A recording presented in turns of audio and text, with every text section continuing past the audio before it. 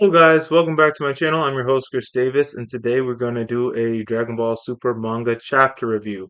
So I am late to this one. I've been behind on my manga reviews, but I'm catching up. We are going to be on time for August when I believe the new Boruto manga comes out, and I'm going to try to do another video talking about it because uh, they changed the name of it. Um, but we're reviewing Dragon Ball Super, Chapter 95, and also when 96 comes out, I'm going to be more timely with that manga chapter. But so far, Dragon Ball Super, Chapter 95, uh, this chapter is awesome. It's amazing. Look, with the whole Dragon Ball Super superhero, just doing it in the manga, I would prefer if they just did another arc instead of doing the movie over again. But there's more action in this chapter, so it helps a lot that it has action stuff because the paneling and, like I said, actions and the way the pages are laid out, it looks really good. So anyway, uh, this manga chapter it adds a little bit more to the story, or kind of retcons it. We see start off with Krillin. He's getting out of a movie theater with his family, 18, and Marin. See, Marin has gotten a lot older now. She's growing up, so that's pretty awesome. And she's taller than Krillin.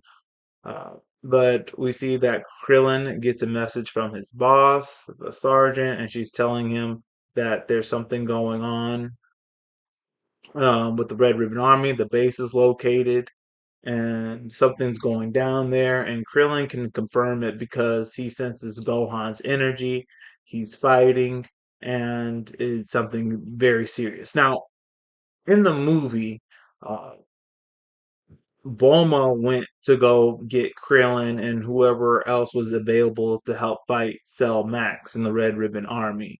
Bulma went to go get him, but in the manga version, Krillin has been tailing the Red Ribbon Army this entire time, and the sergeant is telling him to go over there instead of Bulma.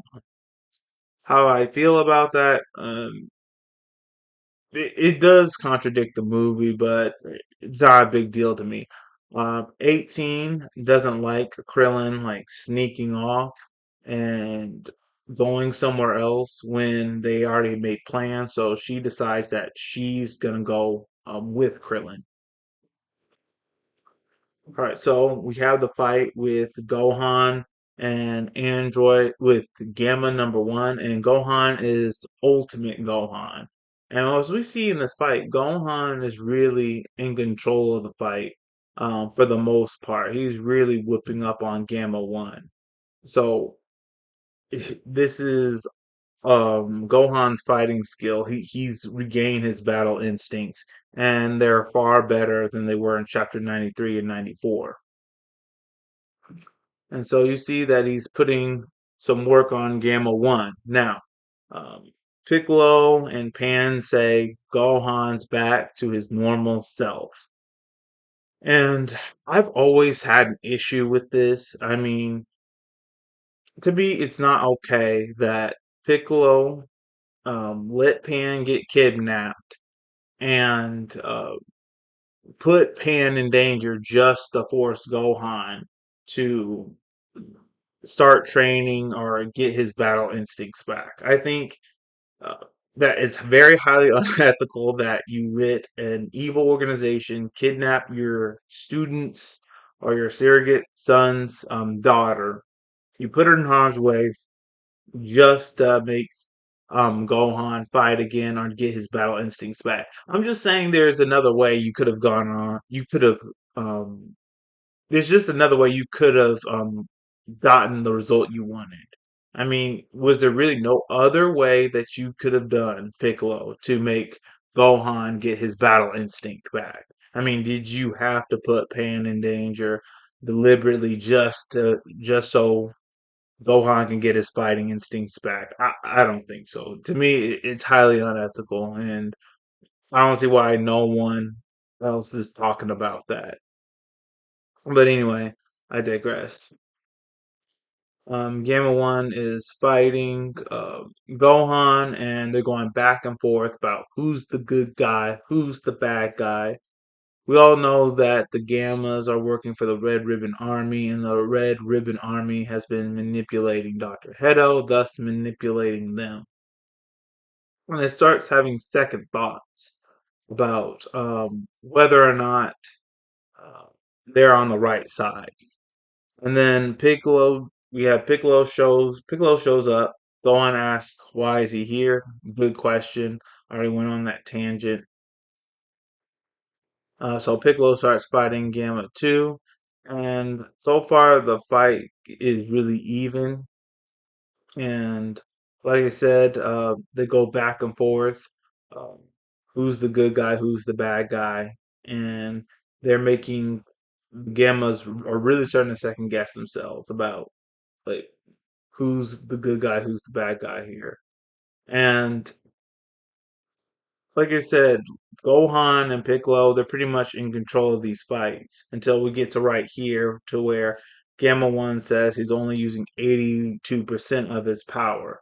And Gohan's like, that's not good. And then that's kind of when everything changes and the Gamma start getting the upper hand. What I really like about this chapter, it's Gohan and Piccolo really working together, fighting together against Gamma 1 and Gamma 2. So we see the paneling right here, and kind of see Gamma 2 starting to take control of the fight with Piccolo, but then Gohan saves him, and they start working together. And then, like, really, the fight really goes back and forth between those two, between Gamma 1 and Gamma 2, between Gohan, Piccolo, and Gamma 1 and Gamma 2. The really fight really goes back and forth. Sometimes Gohan and Piccolo have the edge. Sometimes the Gammas have the edge. And like I said right here, they're second guessing themselves about whether Dr. Hedo is being manipulated or not, or whether they're on the right side or not. So they all go in for on Piccolo. Gohan helps out. He takes Gamma One. Then Piccolo's getting ready to do the Macaco Sanpo, a special beam cannon. He fires it, but Gamma 2 blocks it with the android barrier. And then, out of frustration, Gamma 2 starts knocking Piccolo out because Piccolo's still getting in his head about how the Gammas are on the wrong side.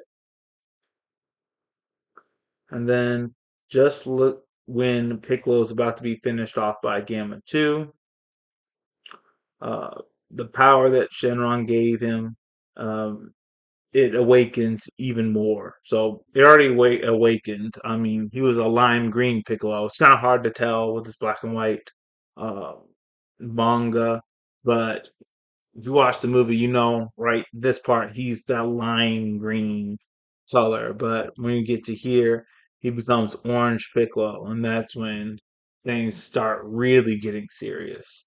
So, like I said, overall, great chapter. I mean, yes, it's the doing the movie over and over again, but it helps me that there's action in this manga chapter. So that's all we have for today. If you liked what I had to share, please hit the like button, hit subscribe. Also, share this video with all your friends, and all of you have a great day.